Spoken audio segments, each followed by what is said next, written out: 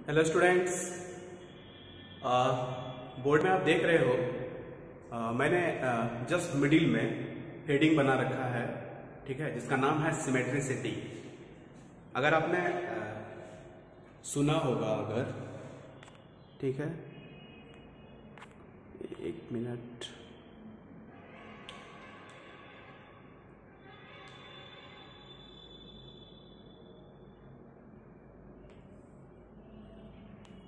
Okay.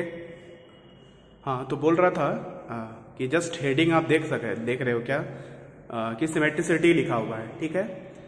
Actually symmetricity का मतलब होता है, सिमेट्रिसिटी सिमिलर वर्ड से बना है। जब आप अपना फेस आईने में देखते हो तो जो आपका इमेज बनता है वो आपके फेस का सिमिलर हो जाता है, क्लियर।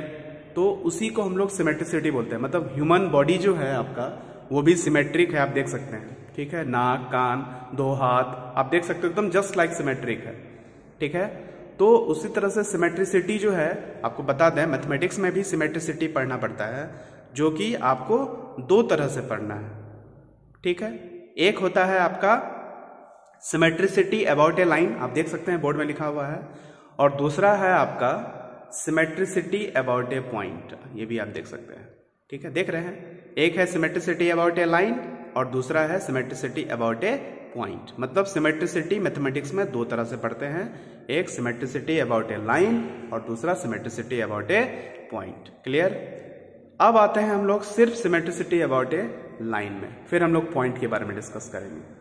तो जब हम सिमेट्रिसिटी अबाउट ए लाइन में आते हैं तो हम लोगों को तीन केसेस जो है, केस 1, केस 2, केस 3, आपको दिख रहा होगा, तीन केसेस बनाए हुए हैं। सिमेट्रिसिटी अबाउट ए लाइन का मतलब हो गया कि जस्ट किसी लाइन के अबाउट में सिमेट्रिक होगा। किसी लाइन के अबाउट में सिमेट्रिक होने का मतलब जैसा उस लाइन के लेफ्ट में दिखाई पड़ेगा वैसा ही उस लाइन के राइट में दिखाई पड़ेगा।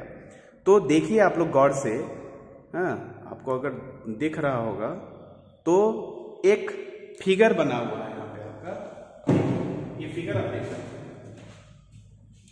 तो ये एक ऐसा फिगर मैंने बनाया है ताकि आपको पता चले कि symmetricity about a line question, ठीक है।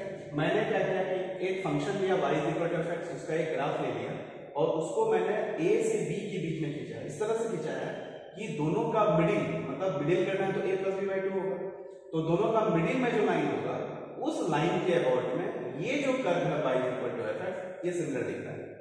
अब सिर्फ देखिए ये, और जब आप क्वेश्चंस बनाते हैं तो आपके पास पिक्चर नहीं रहता है, तो आप पिक्चर नहीं है तो आप पिक्चर से, बिना पिक्चर देखे आप ये भी नहीं बता सकते कि सिमेट्रिक है कि नहीं है। तो वैसे सिचुएशंस में हम लोग के पास कुछ ना कुछ एनालिटिकल कॉन्सेप्ट होना चाहिए, जिसको देख के हम बता सकते हैं कि जो भी मेरा फिगर है क्या वो सिमेट्रिक है कि नहीं है। और अगर सिमेट्रिक भी है तो वो लाइन के अबाउट में सिमेट्रिक है या फिर पॉइंट के अबाउट में सिमेट्रिक है, क्लियर। तो देखिए यहाँ अगर आप सिमेट्रिसिटी का ही ना मतलब हुआ कि अगर आप इस लाइन से x यूनिट पीछे जा रहे हो तो ये वैल्यू यहाँ मिल रहा है, अगर इस लाइन से x यूनिट आगे जा रहे हो तो ये यहाँ मिल रहा है, तो दोनों का जो y कोऑर्डिनेट होगा वो दोनों का सेम होगा। देखो क्योंकि ये दोनों सिमिलर है, जैसा इधर वैसा होता है, तो y कोऑर्डिनेट का मतलब फंक्शनल वैल्यू, मतलब f a plus b minus x, मतलब यहाँ पर f a plus b minus x और f a plus b plus x पर जो दोनों का वैल्यू है वो दोनों सेम होगा, तो बीच में इक्वल प्लस। या फिर एक तरह से ऐसे भी सोच सकते हैं, x बराबर a से x यूनिट आगे और x is equal to b से x यूनिट पीछे भी फंक्शनल वैल्यू सेम होगा, उस बात को ऐसे लिख सकते हैं f a प्लस x, मतलब a प्लस x मतलब a से आगे और b से पीछे तो b माइनस x का फंक्शनल वैल्यू सेम हो जाएगा। मतलब अगर आपको ऐसा कहीं दिखाई पड़ रहा है तो आप समझ जाना कि दिस इज सिमेट्रिसिटी, और वो किस लाइन के अबाउट में सिमेट्रिक है तो ये भी आपको बताना पड़ेगा। This function is symmetric about the line x plus x is equal to a plus b, ठीक है। ये most of the complicated case है सिमेट्रिसिटी का, ये जनरलाइज्ड केस हो गया। अब क्या करते हैं कि इसको हम लोग थोड़ा स्टैंडर्ड केस में लाते हैं, ठीक है। अब थोड़ा क्या करिए कि ये जो a था इसको हम 0 पे लेके आ रहे हैं और ये जो b था इसको हम 2a पे लेके आ रहे हैं। मतलब मेरा जो आपका ग्राफ दिख रहा है y इक्वल टू fx का, वो मेरा 0 से लेकर के 2a आ गया, ठीक है। ये आप मेंशन कर दो, ये आपका फंक्शन है y इक्वल टू fx, क्लियर। चलिए इस बार आप देखेंगे कि a से x यूनिट आगे और a से x यूनिट पीछे का फंक्शनल वैल्यू सेम हो, f is equal to F A minus X, या फिर 2a से x यूनिट पीछे तो f 2a माइनस एक्स, और 0 से x यूनिट आगे 0 प्लस x मतलब fx, तो fx बराबर f 2a माइनस एक्स। अगर ऐसा लिखा हुआ है तो आप कह सकते हैं कि fx is symmetric about x बराबर a, क्योंकि 2a और a के जस्ट बीच में x बराबर a लाइन है, तो a के अबाउट a सिमेट्रिक। क्लियर? अब जस्ट आप देख सकते हो, अगर आपको दिखाई पड़ रहा होगा ऊपर, ठीक है, मैं थोड़ा सा इसको जूम कम कर देता हूँ, ठीक है, ये देखिए आप अगर आप देख सकते हैं तो ये टॉप पे भी मैंने केस 3 लिख रखा है।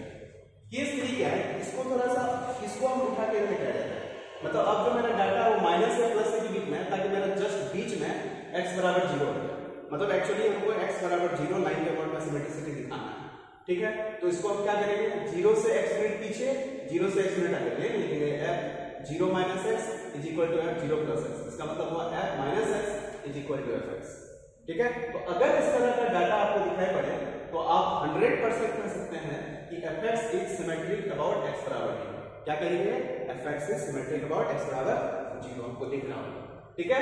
और आपको एक चीज बता दें, अगर आपने फंक्शन पढ़ा होगा तो हम लोग पढ़े थे ऑड एंड इवन फंक्शंस, तो कहता है कि इवन फंक्शन क्या होता है, जो y एक्सिस के अबाउट में सिमेट्रिक हो जाए। Any functions which is symmetric about y axis is called even function. This is the analytical concept, sorry geometrical concept. Analytical में क्या है कि x के जगह में माइनस एक्स डालेंगे और कोई फर्क नहीं पड़ेगा, मतलब f minus X is equal to F X हो जाए, तो उस केस में फंक्शन क्या कहलाता है, इवन फंक्शन कहलाता है। तो this is the analytical concept to check out the function is even. अगर आपको कोई फंक्शंस को इवन और ऑड चेक करना है तो अगर ये डाटा फुलफिल हो रहा है तो इवन हो जाएगा।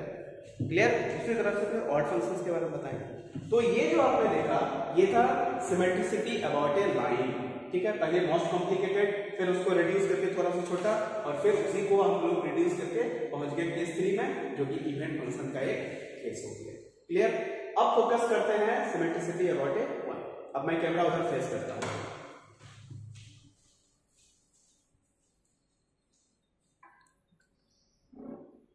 ये आप देख सकते हो।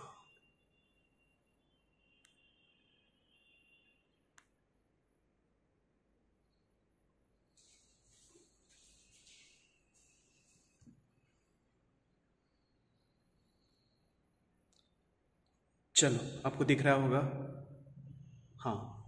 हेलो दोस्तों, आप देख सकते हैं यहाँ पे है बी पार्ट में सिमेट्रिसिटी अबाउट ए पॉइंट, ठीक है। इसका थोड़ा सा ग्राफ थोड़ा चेंज होगा। ये आप देख रहे हो कुछ अलग तरह से हमने ग्राफ खींचा है, ये आप देख रहे हैं कुछ अलग, दोनों ये तीनों एक ही तरह का है, और आगे जो तीन ग्राफ है वो एक तरह का है। तो क्योंकि ये पॉइंट के अबाउट में सिमेट्रिक है, इसलिए हमको ग्राफ को भी उसी के रेस्पेक्ट में ड्रॉ करना था। तो ये जो है ग्राफ खींचा गया, ये P पॉइंट है जिसका कोऑर्डिनेट a, b है, जिसके अबाउट में ये लाइन, इस कर्व को हमको सिमेट्रिक दिखाना है। करते क्या है कि हम लोग P पॉइंट से x unit horizontally x unit पीछे आते हैं, और P पॉइंट से ही हॉरिजॉन्टली x1 यूनिट आगे जाते हैं, ठीक है।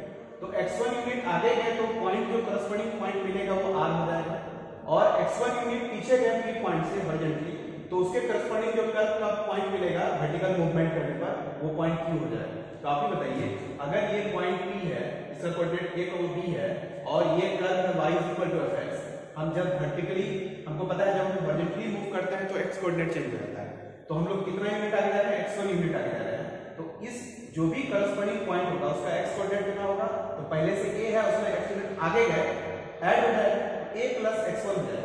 अब हमको अगर फंक्शन का x कोऑर्डिनेट पता है तो y कोऑर्डिनेट हम यहां से निकाल सकते हैं, f a प्लस x हो जाएगा। इन द सिमिलर वे अगर आप x1 यूनिट बैक जाते हो, पीछे जाते हो, तो उसके करस्पॉन्डिंग जो वैल्यू कर्व पे मिल रहा है वो q है, तो q का कोऑर्डिनेट कितना हो गया, ऑब्वियसली a माइनस x1 हो जाएगा।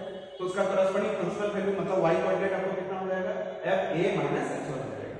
तो इस तरह से p q और r, मतलब p तो पहले से पता था, q और r का कोऑर्डिनेट पता हो गया जो कि कर्व का पॉइंट है। अब जरा से गौर कीजिए, a जो है वो मिडिल पॉइंट है p q और r का। मिडिल पॉइंट कैसे निकाला जाता है, दोनों को जोड़ के आधा करो, यहाँ कितना है a minus a plus x1, यहाँ कितना है a माइनस x1, दोनों को जोड़िए, x1 खत्म, a प्लस a 2a का आधा a, देखो a आ रहा है। और क्योंकि ये पॉइंट ऑफ सिमेट्री है इस कर्व का, तो x कोऑर्डिनेट के साथ साथ y कोऑर्डिनेट भी मिडिल पॉइंट होगा। ये ज्योमेट्री है कॉन्सेप्ट। तो y कोऑर्डिनेट यहाँ कितना है f a प्लस x1, यहाँ का y कोऑर्डिनेट कितना है f a माइनस x1। तो दोनों का मिडिल पॉइंट मतलब जोड़ के आधा कर दीजिए, वो किसके बराबर हो जाएगा, b के बराबर। तो यही मैंने यहाँ लिखा, देखो f a plus x1 plus f a minus x1 divided by 2 is equal to, और this is the analytical concept to the symmetricity of a symmetricity about a point. Clear, this is the analytical concept. हमेशा आपको graph provide नहीं किया होगा, ये data आपको याद रखना चाहिए कि अगर इस तरह का डाटा आपको दिख रहा है तो ये किसको रिप्रेजेंट करेगा, ज्योमेट्रिक सॉरी अगर ऐसा सिचुएशन दिख रहा है तो आप कह सकते हो कि y बराबर fx जो है वो सिमेट्रिक है about the point a, b। ठीक है, अब मैं थोड़ा सा नीचे आपको फोकस करके दिखा रहा हूं।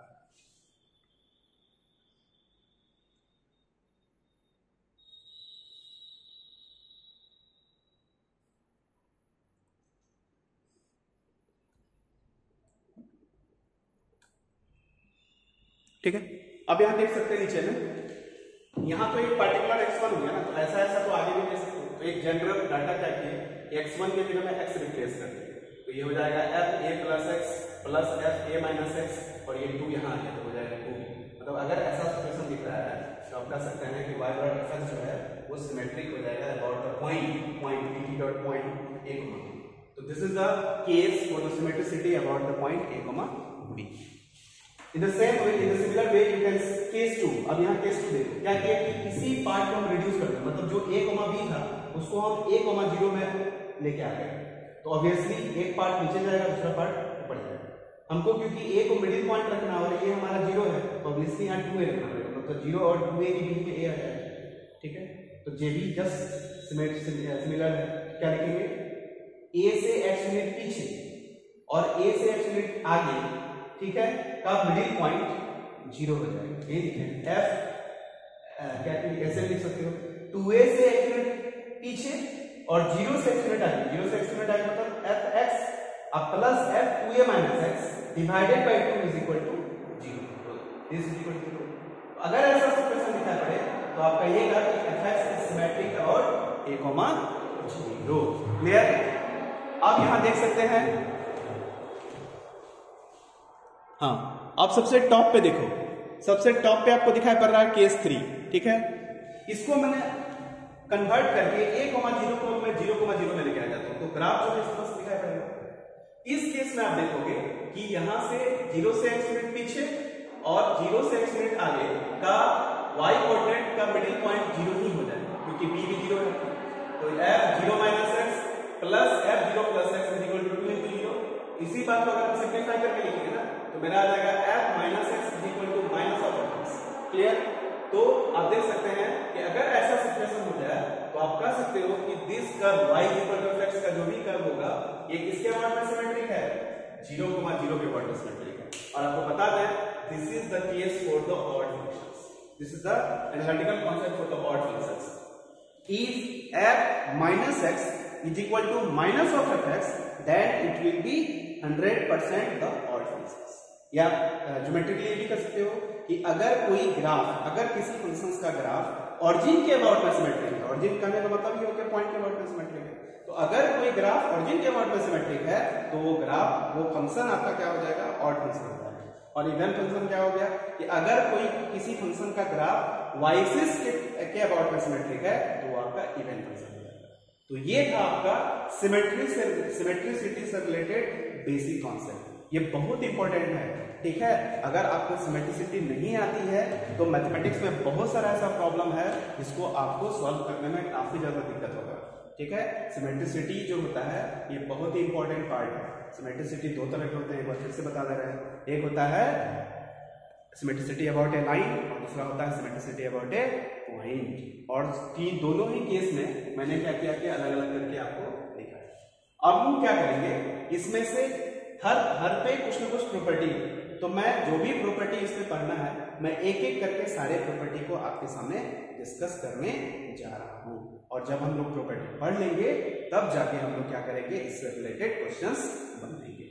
ठीक है, आई होप कि आपको ये सिमेट्रिसिटी समझ में आया होगा। ठीक है, चलो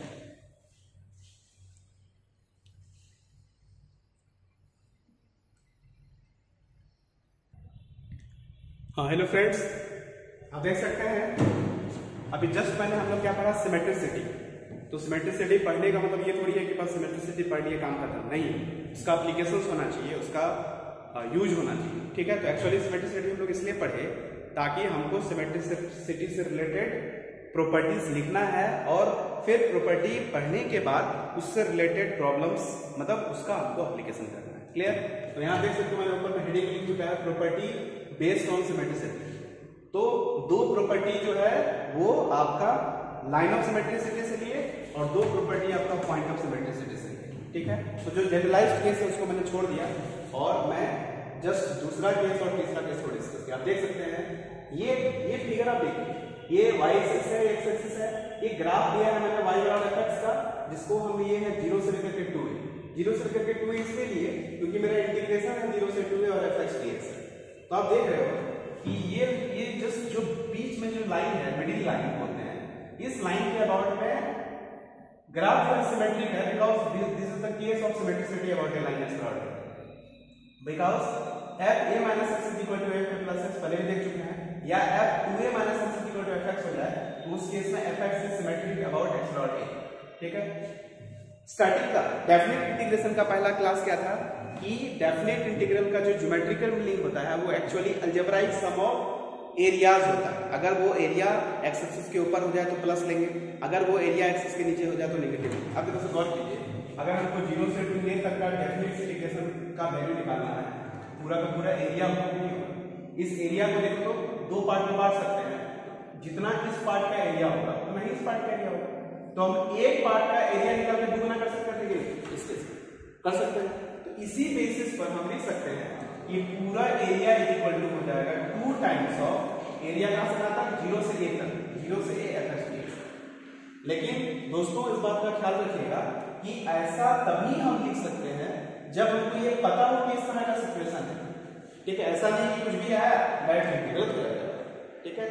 पहले आप ये देख लो कि ये कंडीशन देखो यहाँ पे लिखा हुआ है कि 0 to 2a fx dx is equal to twice of 0 to a fx dx provided, यहाँ लिखा हुआ provided f 2a minus x is equal to fx, ये वाला कंडीशन लिखा है, या फिर f a minus x is equal to f plus x। मतलब x बराबर a लाइन के अबाउट में सिमेट्रिक होगा तभी जाके इस प्रॉपर्टी को इतना लिख सकते हैं, अदरवाइज नहीं लिख सकते हैं। क्लियर?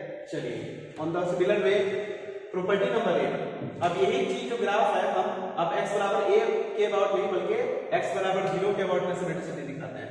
लेकिन मेरा इंटीग्रेशन अब कहां से कहां तक है, मेरा माइनस a से प्लस a fx dx। आप देख सकते हो माइनस a से प्लस a ये जो है, और हम ये लाइन के अबाउट में सिमेट्रिक ले रहे हैं। कौन सा लाइन?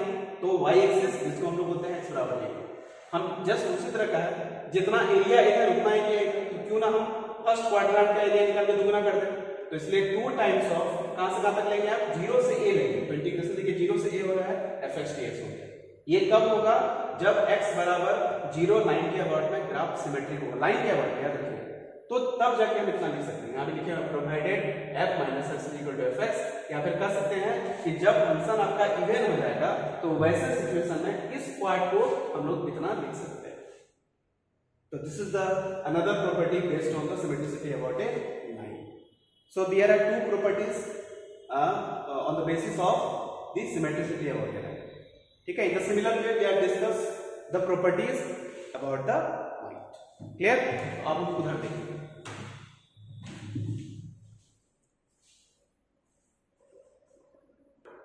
ठीक है।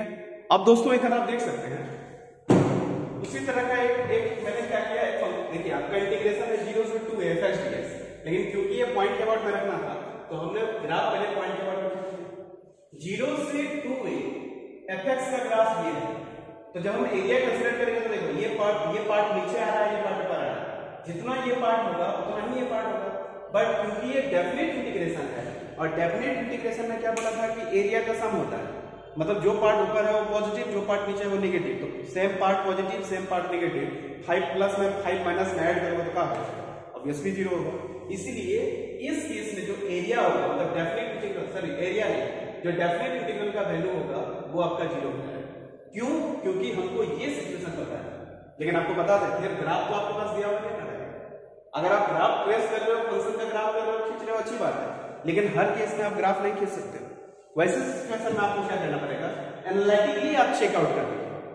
अब देखिए कि क्या हो रहा है, अगर एनालिटिकली इसके एनालिटिकल कॉन्सेप्ट को फुलफिल कर रहा है तो इसका एनालिटिकल कॉन्सेप्ट को पहले से पता है कि f 2a minus x is equal to minus of f x हो जाए, या फिर f a plus x is equal to minus of f a minus x हो जाए।